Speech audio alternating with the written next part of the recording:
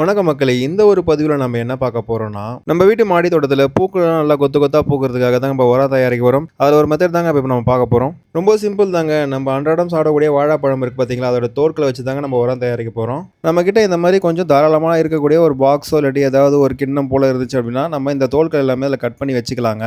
இந்த மாதிரி நல்லா பொடி பொடியாக கட் பண்ணதுக்கப்புறமா நம்ம தண்ணி நல்லா ஊற்றி விட்டுக்கணுங்க. தண்ணி ஊற்றி விட்டுட்டு ஒரு 3லேருந்து 4 நாளைக்கு நம்ம இதை அப்படியே நல்லா ஊற வச்சுடுங்க தண்ணியிலேயே.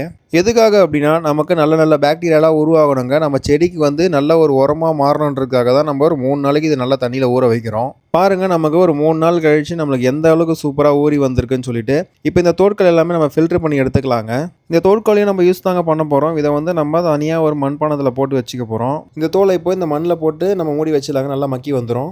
இப்போது இந்த 10 லிட்டர் தண்ணியில் நம்ம ஊற வச்சிருக்க இந்த வாழைப்பழச்சாறை வந்து நல்லா கலந்து விட்டுக்கலாங்க. கலந்து விட்டுக்கிட்டு நம்ம தண்ணி நல்லா மிக்ஸ் பண்ணி விட்டுக்கலாம். இப்போ இந்த மிக்ஸிங்கை எல்லா செடிக்குமே கொடுக்கலாங்க. ஃப்ரூட்ஸு, வெஜிடபிள், பூச்செடி எது கொடுத்தாலும் நமக்கு நல்ல பெனிஃபிட் கொடுக்குங்க. 15 டேஸ்க்கு ஒரு முறை கொடுத்துடுவாங்க. இதை நான் பூச்செடிக்கு மட்டும் தான் யூஸ் பண்ணுறேன். அதே மாதிரி நான் அடுத்த 15 டேஸ்க்கு வந்து பார்த்திங்கன்னா மண்புழு உரம் யூஸ் பண்ணுவேன். இதே மாதிரி மாற்றி மாற்றி நீங்கள் கொடுத்துட்டு வாங்க. உங்களுக்கு சூப்பராக பூத்து குலுங்குங்க.